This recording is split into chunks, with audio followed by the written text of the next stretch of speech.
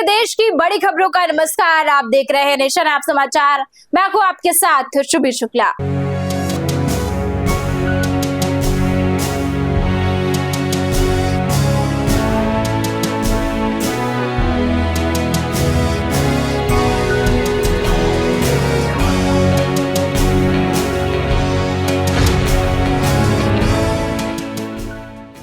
फर्रुखाबाद के कमालगंज थाना क्षेत्र में सीसीएम और टेम्पो की जोरदार टक्कर में एक व्यक्ति की मौत हो गई, जबकि 4 लोग गंभीर रूप से घायल हो गए। हादसे के बाद मौके पर अफरा तफरी मच गई। सभी घायलों को प्राथमिक उपचार के बाद जिला अस्पताल लोहिया रेफर किया गया है। पुलिस ने घटनास्थल का निरीक्षण कर मामले की जांच शुरू कर दी है। दुर्घटना के कारणों का पता लगाया जा रहा है। कहाँ के रहने वाले हो? ये कैसे एक्सीडेंट कैसे हो गया?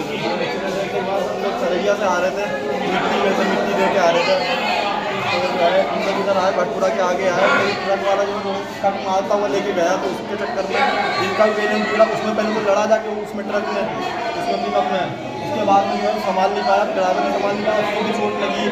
ये आगे किसकी गलती किसकी थी इसमें? गलती किसकी थी? ट्रक वाले की। ऑटो में कितने लोग थे? हमारे लोग 7 लोग थे। 7 लोग थे। कितने लोग खत्म हुए इसमें? अभी एक हुए हैं, बाकी लोग कितने लोग छोटे हैं?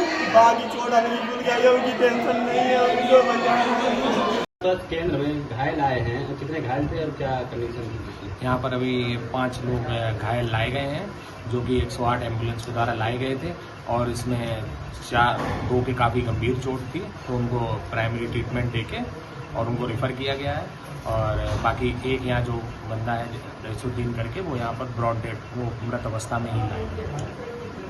घटना क्या थी? ये एक्सीडेंट हुआ होगा। मैनपुरी में एक युवक की हाथ में तमंचा लिए तस्वीर सोशल मीडिया पर तेजी से वायरल हो रही है। बताया जा रहा है कि युवक लहरा गांव का निवासी टीटू यादव है। फोटो सामने आने के बाद पुलिस हरकत में आ गई है और मामले की जांच शुरू कर दी गई है। वायरल तस्वीर की सत्यता और हथियार के संबंध में जानकारी जुटाई जा रही है। मामला शहर कोतवाली क्षेत्र से जुड़ा हुआ बताया जा रहा है। उत्तर प्रदेश में पुलिस विभाग में प्रशासनिक फेरबदल के तहत औरैया के पुलिस उपाधीक्षक अशोक सिंह का स्थानांतरण मैनपुरी कर दिया गया है। वहीं सहारनपुर में तैनात उपाधीक्षक अभितेश सिंह को औरैया की जिम्मेदारी सौंपी गई है। विभागीय आदेश जारी होने के बाद पुलिस महकमे में चर्चाओं का दौर शुरू हो गया है। नए अधिकारी जल्द ही कार्यभार ग्रहण करेंगे और जिले के कानून व्यवस्था की कमान संभालेंगे। महोबा के पनवाड़ी थाना क्षेत्र स्थित गगौरा गांव के क्रेशर प्लांट में हुए जोरदार ब्लास्ट के बाद भीषण आग लगी। हादसे में एक मजदूर की मौत हो गई, जबकि दूसरा गंभीर रूप से घायल हो गया। विस्फोट इतना तेज था कि आसपास के मकानों की दीवारें भी क्षतिग्रस्त हो गई। घायल को झांसी हायर सेंटर रेफर किया गया है। पुलिस ने शव को कब्जे में लेकर जांच शुरू कर दी है। ललितपुर में आबकारी विभाग ने अवैध शराब कारोबार के खिलाफ बड़ी कार्रवाई करते हुए 4 आरोपियों को गिरफ्तार किया है। टीम ने करीब 70 लीटर अवैध कच्ची शराब बरामद की है। आबकारी इंस्पेक्टर अमृता तिवारी के नेतृत्व में शहर और आसपास के क्षेत्रों में छापेमारी की गई। कार्रवाई के बाद शराब माफियाओं में हड़कंप मच गया है। विभाग ने भविष्य में भी अभियान जारी रखने की बात कही है। आज दिनांक 4 जून 2026 को जिला आबकारी अधिकारी महोदय के नेतृत्व में आबकारी टीम ललितपुर द्वारा शहर के अंदर तथा बाहर विभिन्न स्थानों पर बेची जा रही अवैध कच्ची शराब के विरुद्ध कार्रवाई करते हुए सभी स्थानों पर तफ्तीश की कार्रवाई की गई, जिसके अंतर्गत 4 अभियुक्तों को गिरफ्तार करते हुए 70 लीटर अवैध कच्ची शराब बरामद की गई तथा इनके विरुद्ध आबकारी अधिनियम की सुसंगत धाराओं में मुकदमा पंजीकृत कराया गया। एटा के जलेसर में एसएसपी डॉक्टर इला मारन जी के निर्देश पर पुलिस ने विशेष वाहन चेकिंग अभियान चलाया। अभियान के दौरान संदिग्ध व्यक्तियों और वाहनों की जांच की गई तथा यातायात नियमों का उल्लंघन करने वालों के चालान भी काटे गए। एसएचओ संजय नागो ने वाहन चालकों को सड़क सुरक्षा और हेलमेट के महत्व के बारे में जागरूक किया। पुलिस ने 2 से अधिक सवारी बैठाने वालों को भी सख्त हिदायत दी है। अमेठी के जायज थाना क्षेत्र में 15 वर्षीय किशोर का खून से लथपथ शव मिलने से सनसनी फैल गई है। परिजनों के अनुसार किशोर जन्मदिन समारोह में गया था और देर रात तक वहीं पर मौजूद था। सुबह उसका शव खेत में मिला। पुलिस ने शव को पोस्टमार्टम के लिए भेजकर जांच शुरू कर दी है। एसपी और सीओ ने भी मौके पर पहुंचकर घटनास्थल का निरीक्षण किया है। हत्या की आशंका जताई जा रही है। भैया आपका जागेश्वर क्या घटना हुई आपके यहाँ? हमारे यहाँ हमारे लड़के को रात में मार दिया गया जान से। कैसे क्या हुआ था? अब क्या हुआ साहब बताइए तुम कि मतलब रात में हमारे लड़के को मार दिया गया। बच्चा आपका कहाँ गया था? बच्चा हमारा जो है कि एक मोहल्ला में बर्थडे रहा और उस बर्थडे में चरपाई लाने गया था। चरपाई ला के वहाँ धरी, फिर गाड़ी लावा घर है, फिर गाड़ी लेके गवा कहाँ गए कैसे का था वो हमें नहीं लगा। किसके यहाँ बर्थडे था? अमृत लाल भैया। कब तक वहाँ था बच्चा आपका? जी बच्चा कब तक वहाँ था? अब साहब हम उसके पीछे नहीं रहेंगे, जानकारी नहीं है। जी नहीं। कौन धमकी दिया? अभी कह रहे थे आप बताए तो हीरा लाल दिन धमकी हमारी बीवी से जो उदयराज की बीवी बता तो रही हमें। कहाँ के रहने वाले? यहीं के रहने वाले हैं। उदयराज की बीवी बता तो रहे हमें, तो जो उन्होंने कुल मिला के हमारी बीवी जानी तो हमसे बताए चिल्लाए वही दिन कहीं जो दिन बताएंगे कि अगर कोई हमारे घर में हमारे परिवार में हमारे 2 बच्चे हैं, हमारे पति है, अगर कोई ऐसी बात होती है आपके अलावा हम किसी को कहेंगे। क्या चाहते हैं आप? अब क्या चाहे तो साहब अगर मतलब घटना जो हुई है हमारे साथ उसके साथ अगर कुल मिला के अगर मूल्य मिल रहा है उसी के साथ उसको भी घटना मिलना चाहिए। अभी कौन यहाँ पे आया था आपके घर पे? जी घर पे कौन आया था अधिकारियों में? अधिकारियों में कटवाल साहब आए रहे, सब लोग अरविंद दरोगा सब लोग आए थे। एसपी साहब भी आए थे? जी जी। शव कहाँ ले गए? जी बच्चे का बॉडी कहाँ ले गए? बॉडी कोतवाली। क्या इसमें घटना घटी है, क्या है?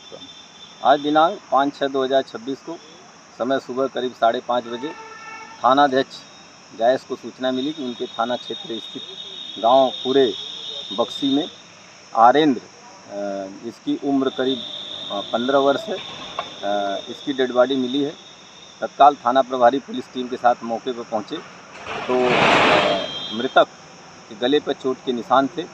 अन्य उच्चाधिकारी भी के द्वारा भी घटनास्थल का निरीक्षण किया गया। फील्ड यूनिट के द्वारा भी साक्ष्य संकलन किया गया है। परिजनों ने अपने उसी गांव के रहने वाले 3 आरोपियों के विरुद्ध एफआईआर पंजीकृत कराई है। तीनों को हिरासत में लेकर पूछताछ की जा रही है। पंचायतनामा पोस्टमार्टम की कार्रवाई कराई जा रही है। साक्ष्यों के आधार पर अग्रिम वैधानिक कार्रवाई की जा रही है।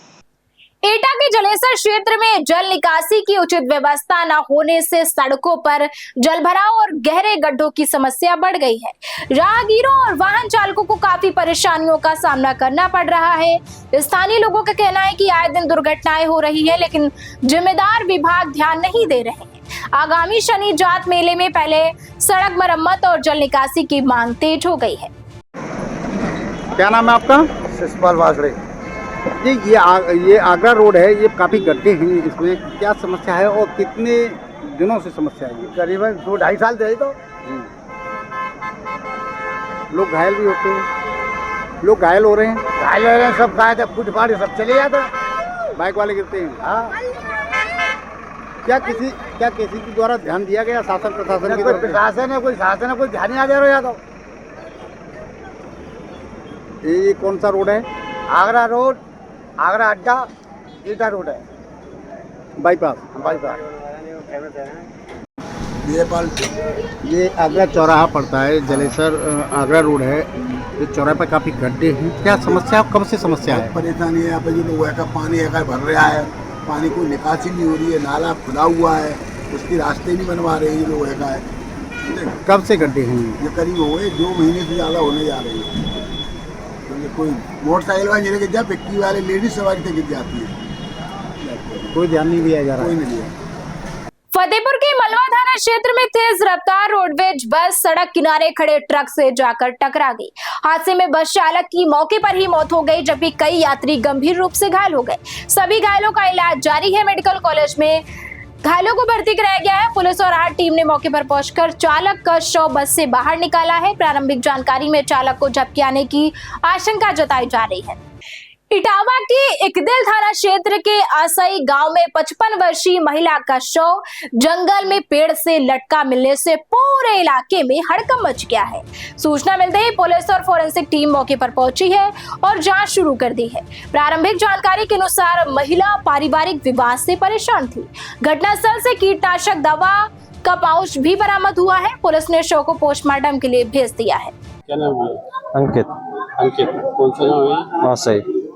ये जो खत्म हुई है आज, कौन थी आपकी? माता जी।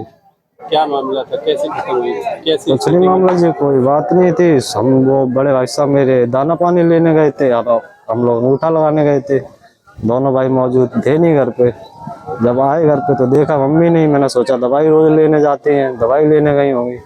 जब एक बंदा गया उधर लकड़ी लेने, जब उसने देखा, जब उसने आके गाँव में कहा, अब हम पहुंचे वहाँ पे। कहाँ मिली है? ये जंगल में मिली। जंगल में? हाँ जी। कोई पेड़ था क्या? हाँ, पेड़ ही बोलते हैं उसे, पिलुआ बोलते हैं। पिलुआ का पेड़। हाँ। तो पुलिस आई है क्या? पंचनामा भरा गया है? अब देखते हैं जी, आए हुए तो हैं, क्या है अभी तो। थाना कौन सा लगता है? एक दिल। नाम क्या है इनका? शांति देवी। पति का नाम? ब्रजलाल। उम्र कितनी होगी करीब? उम्र ऐसी होगी 45-50। कितने भाई बहन हो आप? 3 भाई हैं, 3 बहन। बड़ा कौन है सबसे? सबसे बड़ा सोनीपत रहता है। भाई है? हाँ, सबसे बड़ी बहन है। 3 बहन है बड़ी, फिर उसके बाद भाई है एक बड़ा, फिर वो बीच के सबसे छोटा मैं हूँ। करते क्या हो? कुछ नहीं जी, यही है अपना, गाय भैंस हैं, 2 घोड़े हैं। हाँ जी, खेती बाड़ी का काम है। सुल्तानपुर में स्टूडेंट फेडरेशन ऑफ इंडिया यानी एसएफआई के कार्यकर्ताओं ने पेपर लीक मामले को लेकर कलेक्ट्रेट परिसर में प्रदर्शन किया। संगठन के सदस्यों ने बैनर, पोस्टर और ढोल नगाड़ों के साथ शांतिपूर्ण मार्च निकालते हुए जिम्मेदार मंत्रियों को इस्तीफा देने की मांग की है। प्रदर्शनकारियों ने उत्तर प्रदेश सरकार से प्रश्न पत्र लीक मामले पर जवाब मांगा है। कलेक्ट्रेट पहुंचने के बाद कार्यकर्ताओं ने प्रशासन को ज्ञापन सौंपने की तैयारी और दोषियों पर सख्त कार्यवाही की मांग उठाई है।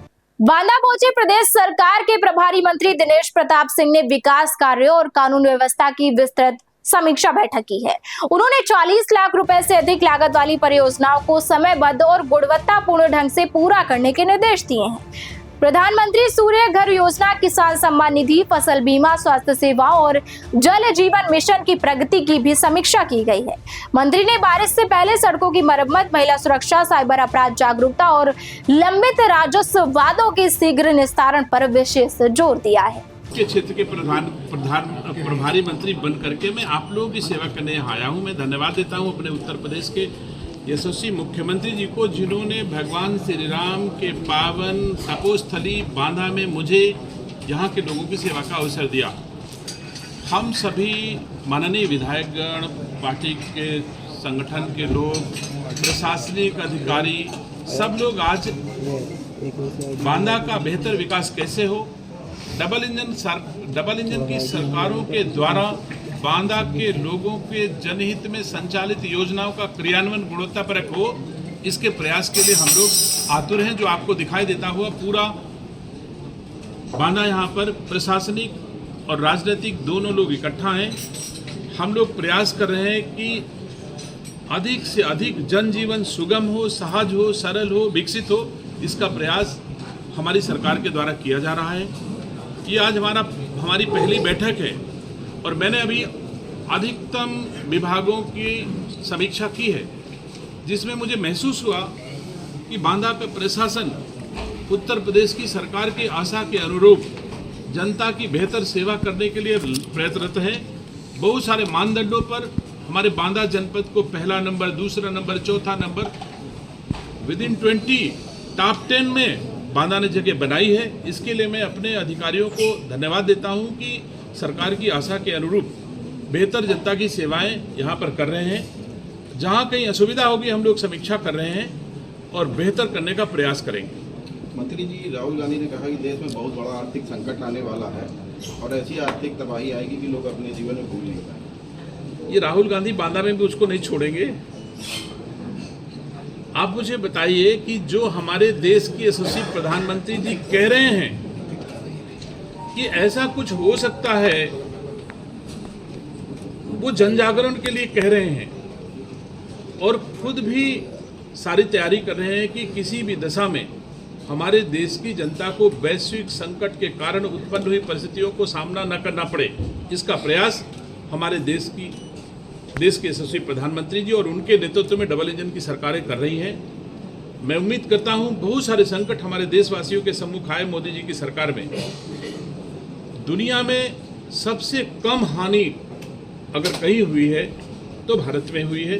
और मैं उम्मीद करता हूँ कुछ भी संकट आवे, आज भी आप दूसरे देशों की परिस्थितियाँ देख सकते हैं। दूसरे देशों में तेल के क्या भाव हैं, बहुत सारे लोग क्रिटिसाइज करते हैं, बहुत सारे लोग कुछ भी कहें, लेकिन भारत अभी भी दुनिया में सबसे बेहतर ढंग से वैश्विक संकट का सामना कर रहा है। तो ये थी उत्तर प्रदेश की बड़ी खबरें, और ऐसी ही खबरों के लिए हमारे साथ जुड़े रहिए और देखते रहिए नेशन ऐप समाचार।